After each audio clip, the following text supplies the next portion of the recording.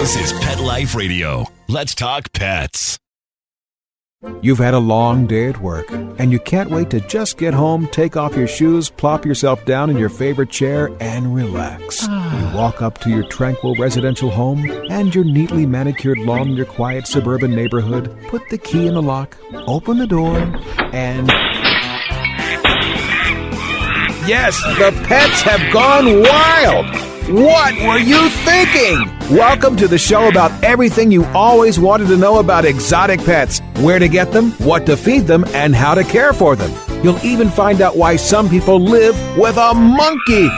Now, here's your host, exotic pet expert and author Bob Tart. Hey, Bob, what were you thinking? Hello, and welcome to What Were You Thinking on Pet Life Radio. This is book character Bill Holm, substituting for Bob. No, here he is. Bob Tart finally showed up. So, we're here to do a segment we like to call Chillin' with Bill and Bob. That's right. That's what this show... We'll call the whole show that. How about that? The whole show? Because that's what we would like our listeners to do, is just chill with us here at Tawas Point State Park. Fine, I'm ready to chill. Okay, and we're here, we're here in Tawas City. And this is a beautiful place, right? Wouldn't you say, Tawas City? Oh, I would say. I mean, it's really gorgeous. It's on Lake Huron, and it's such a laid-back summer kind of place that, even the birds are laid back. I just saw a female mallard in a crop top. Really? Yeah. So it's just that kind of place. Just that kind of relaxed I'm surprised place. You didn't ask if it needed a ride. Well, speaking of which, it's Joke Corner. Oh, no. Is this that joke you were telling me about earlier? Yeah, this is Joke Corner. And ladies and gentlemen, Bob would not tell me this joke earlier because he wanted me to react spontaneously with the joy that he knew I was going to feel. Just like he did to that crop top joke. Yeah, that was a good one. I thought that might have been it, in fact. Maybe if the mallard was in a field, was in a oat field, and it was a crop top.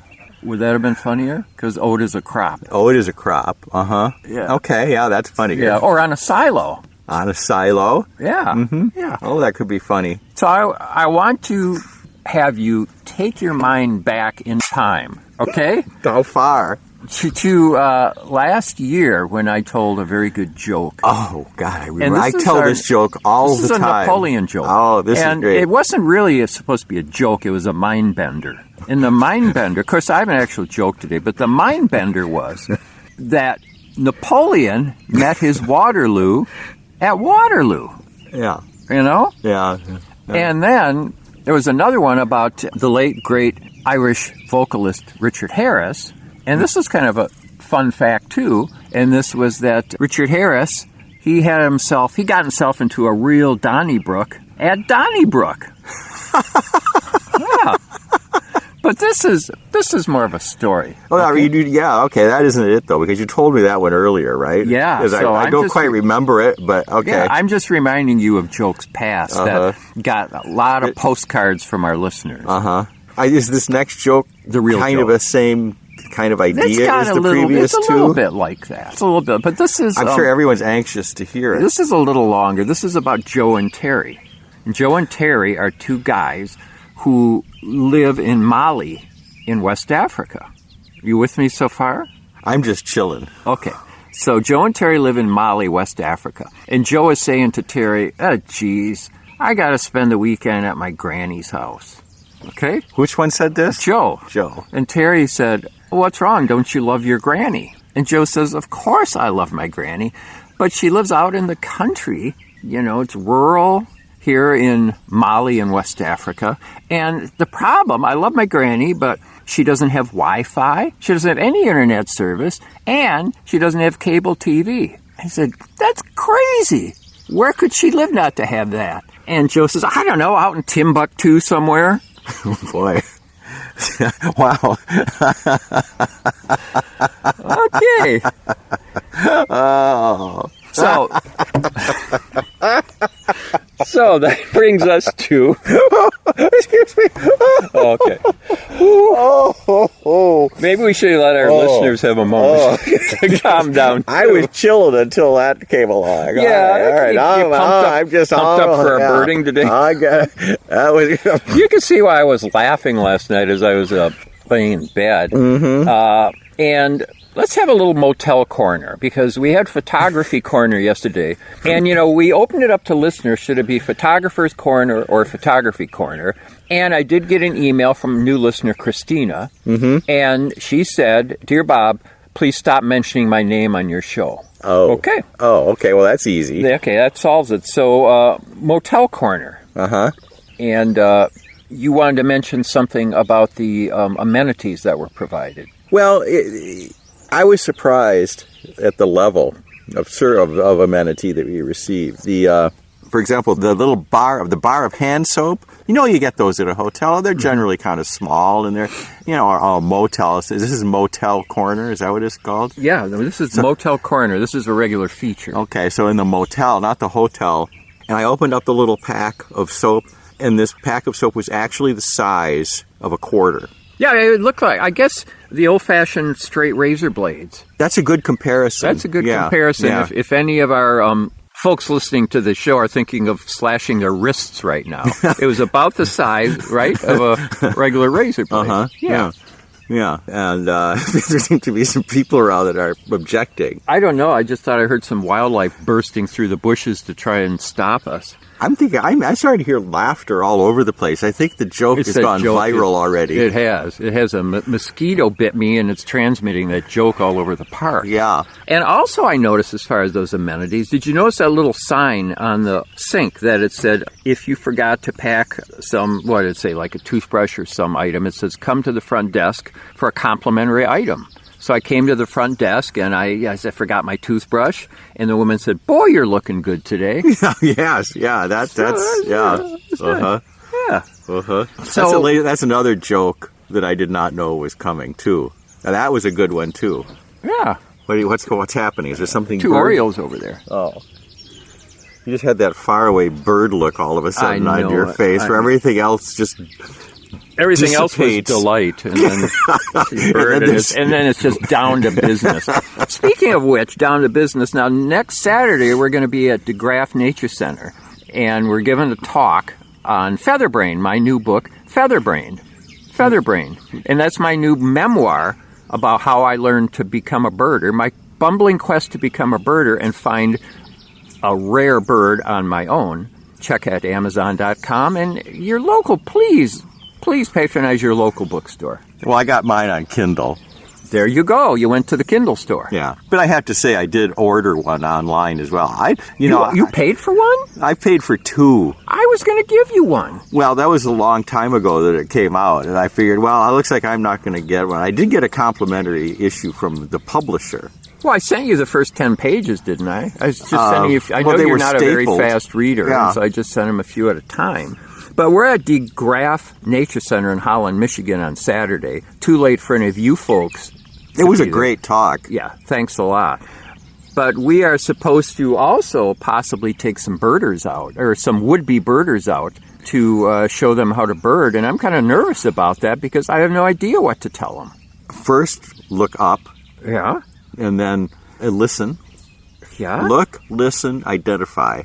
And I think you said walk. But the problem is... I don't know. Go ahead. The problem is when you and I are out birding, what we do seems like magic.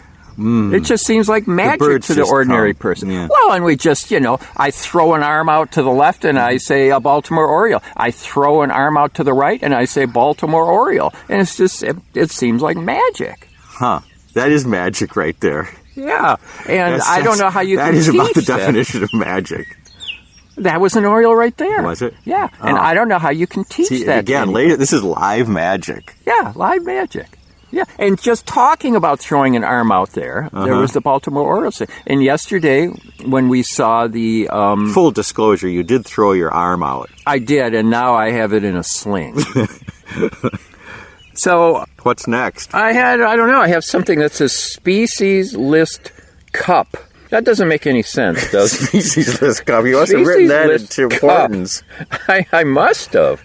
And I also have Species another list cup. Yeah. Cup? Is that what it says, Yeah, or does it say species- crap? Oh, there it is. Species list. Oh, I know what it is. Clip. You see this here? Oh, there's a clip. I have this little notebook, and right now this little notebook is holding the very important notes to this show, right? Because you can't do a podcast like this without very specific notes. People think this isn't scripted, but every word is scripted. Every word is scripted. So, anyway, this is my species list notebook. And when I Okay. go birding, I'm pulling it out of my pocket all the time, and I'm writing down Baltimore Oriole 2. And something like that. And so, but the problem is when I keep pulling it out of my pocket and putting it in again, the pages start getting all wrinkled. It's a little spiral notebook. And the pages get all wrinkled, and it's just a wrinkly mess. And so what I've done here, Bill, I wish this was, we had a video. Wow. I have put a little clip on the bottom of the spiral notebook, and it holds all the pages flat. This is going to revolutionize birding. It will. It This will. is really brilliant. I should have a Go F Me site, and I should, collect money to develop this product on the Go F Me site. I want you to demonstrate this on the Book Character Bill Holm Facebook page. Oh, that's good. You want to do a video of that? Wait, what's this flying here? Holy cow. Oh, it was a robin. Was Yeah. that a robin? Well, you flung It's a your pale arm out breast. again. Well, I hope I didn't, because every time I fling my arm out, I turn the bird into a Baltimore Oriole. So I think that nearly brings us to the end, believe it or not, of the first half. We're at Tawas Point. I was going to do another photography corner, but, I was going to go into all the technical aspects of taking photos of birds. But I guess we just don't have time for anything informational. You're going to do what? Go into all the technical aspects of taking photographs of birds. Setting the f-stop, setting the shutter speed, setting that their ISO. But we don't have time for information. This show is too fast-moving for content. Frankly, it's all about entertainment as well. It is. And once again, I would like to thank the folks at Filler Incorporated for providing so much content for this show, so we don't have to think it up ourselves. Just go to their website, click on Filler, and automatically it appears. Yes, and while you're there, please check out the link from our friends at Briskets to Go. The best darn briskets in all. There's another Oriole. It's on the ground. Wow. What's the special today? The special is How Could It Hoyt? The How Could It Hoyt special. All right, so what do you say, Bill? Let's go. So we're going to go Boyden, and then we're going to let you know what we see other than a Baltimore Oriole here at beautiful Tawas State Park on Lake Huron in northern Michigan. And tree swallows are flying over and saluting us. Oh, thanks for the salute right in my coffee. Right. And so we'll be back with some live birding or post-birding excitement after this word from our sponsor.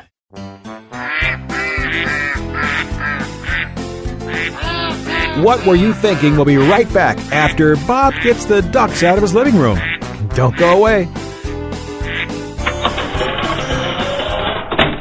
Tired of wasting money on giant bags, boxes, and jugs of litter that don't last? Switch to World's Best Cat Litter, the only litter that lets you use less and get more. World's Best Cat Litter uses the concentrated power of corn to deliver outstanding odor control and easy cleanup. It's lightweight, 99% dust-free, and pet, people, and planet friendly. It's even flushable. Make the switch to World's Best Cat Litter and save $2. Visit www.saveonworldsbest.com. Molly, here's your dinner.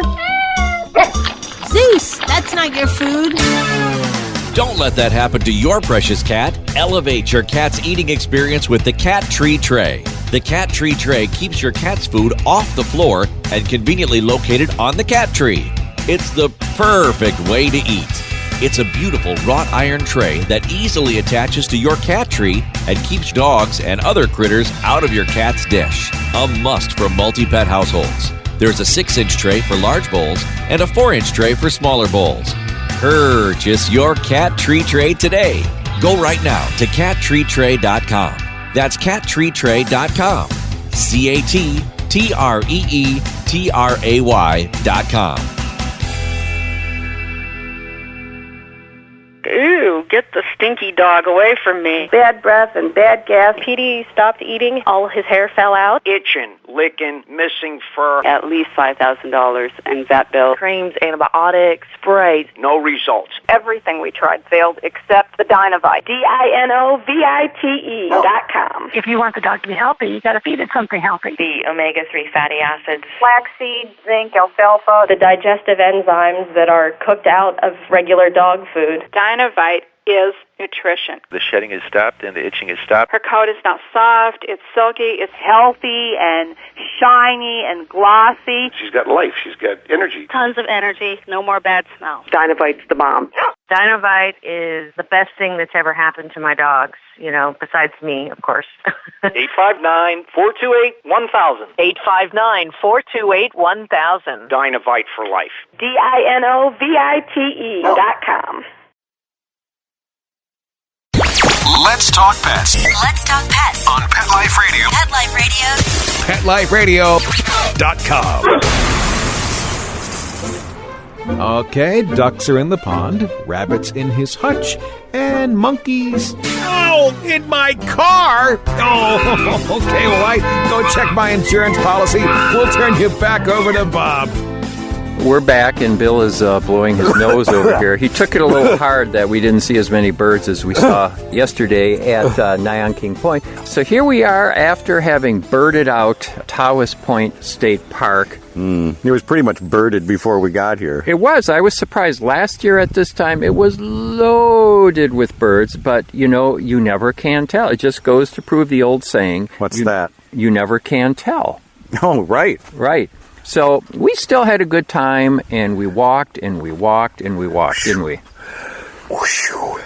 We sure did. Yeah, and while I'm... why don't you fill for a second, Bill? I'm going to... here, hold the recorder and fill for a moment. And I'm going to see how far we walked, because that's something... We walked 2.51 miles. That's 2.5 miles we walked today, birding.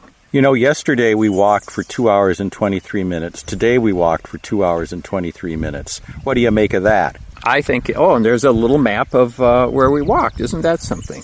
That seems to be, I guess you would say that's our breaking point. Well, I'm broken. I'm a broken man. Yeah.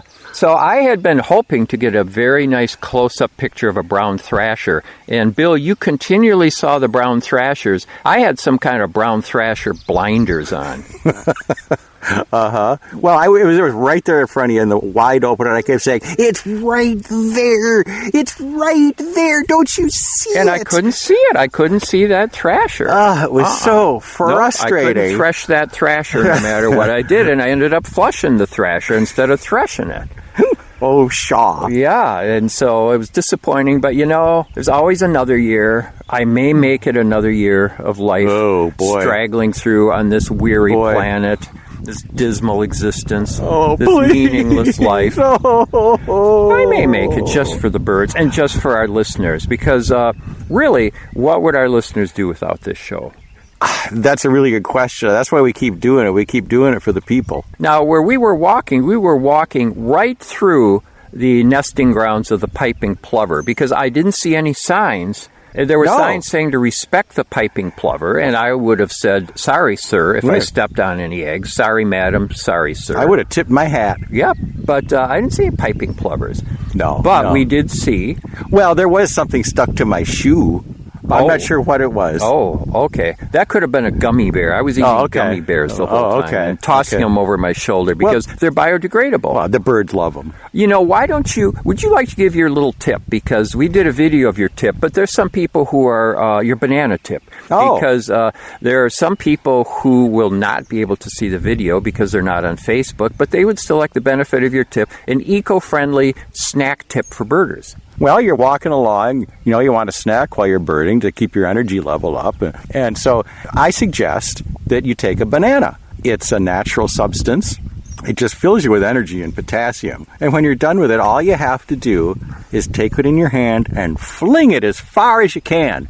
And it'll land on the ground, and eventually it'll just dissolve, or it'll get picked up by a crow or something, and then you're done with it, and it's fine. Yeah, and they don't mind that. I mean, it's not like throwing a Kit Kat wrapper. No, they don't mind that at all. And while we were walking here, we saw piles of orange rinds and watermelon rinds and even some corn husks. All biodegradable. And there were birds picking at all of them. I like to call us the green birders. That's excellent. So that's a birding tip for everybody. And last year, again, we had a bounty of birds here. And it's just amazing how different things to be. Do you think maybe someone was here yesterday and birded the place out? It sure looks that way. I'm not going to accuse anybody. Mm-hmm. I'm not going to assume anything, but man. Yeah, yep. And there were a lot of orioles, so whoever was here yesterday must have missed the orioles, or else there were so many of them that the ones that he or she birded out left, but there were just plenty left for us. Or maybe I would say that's probably the answer. Mm-hmm. But we did get what made the whole trip worthwhile for me. What's that? Is we got a very, very close look at a couple of spotted sandpipers. That's right, we did. And what was so remarkable about them that you pointed out so observantly? About how they pump their tail up and down. That helps you identify them at a distance even. Now, you have to be careful because the solitary sandpiper, Roddy Piper, but he's not with us now. The solitary sandpiper rocks back and forth, but that's more his whole body, and it's a larger shorebird. But the spotted sandpiper, what was the other thing? How tiny they are? It's tiny. It's a tiny bird. It's like a spot. It is. That's why they call it that. It's so tiny, there's only room for one spot on its body. That's right. Yeah. And would you say it's like the size of a big fat sparrow, but with a long beak and a longer tail and longer legs and just a little larger? That's exactly what I was going to say. But otherwise, you might confuse it with a sparrow. Absolutely. Now I think is a good time, as we're recounting the day. We were thinking of some other features that we should have on upcoming shows, like one called, let us know which of these would be a good feature, because, Photographer's Corner, that's always popular. And Photography Corner, is that well, or you changed we're not sure how the voting goes yet. Did we get some postcards? We haven't got any postcards yet, just that one from the person whose name I can't mention now, who asked me not to mention her by name anymore. And she did also say, a photographer is better, you ninny. But also our What's Up with Bill corner, our Hotel Motel Tips corner, and I think this will be a very popular feature if we develop it, and we were talking about this morning, called Who Are You to Judge? I'm not going to say it's a bad idea. No, I'm not going to pass any kind of judgment on it. And I think that would be in response to some of the emails we get about our show. I think that's yes, indeed. Mm-hmm. How does this go? And also, I think another really fabulous kind of a corner, a feature would be called Today's Just Another Day. Oh, that sounds interesting. Yeah, that sounds really interesting. Well, just like yesterday. Yep, it just keeps grinding on and on, but we're still here. Yeah, okay, I like that idea. Yeah, that's a good idea. So we walked a long ways, as I said, and we saw right close to where I thought we'd find the piping plovers, you noticed an aquatic mammal. I did. I don't know what it was, but it was in the water. But then you pointed out it was some people were wrestling it around. It was inflatable. Oh, that one. That one. Yeah, that was big. From where I was standing, it looked like a whale. And we do believe it was an inflatable whale, and there was it a father and a son playing stickball on real close to the piping plover nesting grounds. In fact, I think they were using an egg as a ball. They might have, because it did shatter, and the yolk was on them. So that was a little. I was a little surprised to see them there. But then again, we took the long way around, and I figured that they were way out behind Robin Hood's barn. But actually, they're not that far from the parking lot. Really, we just looped all the way around in our 2.5 mile walk. Right. We just didn't know where we were, as usual. Yeah, as usual. And right now, I know where we are because there's a sign ahead of us that says Tawas Point Lighthouse, and I wish our listeners could see how beautiful this is here today. It's beautiful. Could we paint a word picture? It's a lighthouse. Well, it's tall. There's a light at the top. There is a light at the top, and it's by the water. And there's a hose on the side. There's a hose on the side. It has a red metal roof, and it looks like there's some kind of stucco or plaster over the brickwork on the lighthouse, right? And Definitely. There aren't a lot of windows. That's what's surprising about this particular lighthouse. If I were building a lighthouse, I would have a lot of windows in it. Why is that? So that at the top of every stairway, I could get me a look. Oh, I just saw a brown thrasher fly by again. Oh, you did? Yeah, I did. Wow, ain't that the irony of the day? Yeah, and, I really think as yesterday, we were visited by the goddess, and we had such a fabulous day birding, and you just can't expect that every day, can you? No, I never do. I mean, the old saying, sometimes you get the bear, and other days you just don't find very many birds when you go out birding. We didn't even see a bear. No, we did not see a bear, but you saw a couple deer. Uh-huh. Oh, they were big ones, too. Uh-huh, and there were deer flies, and those were big ones, too.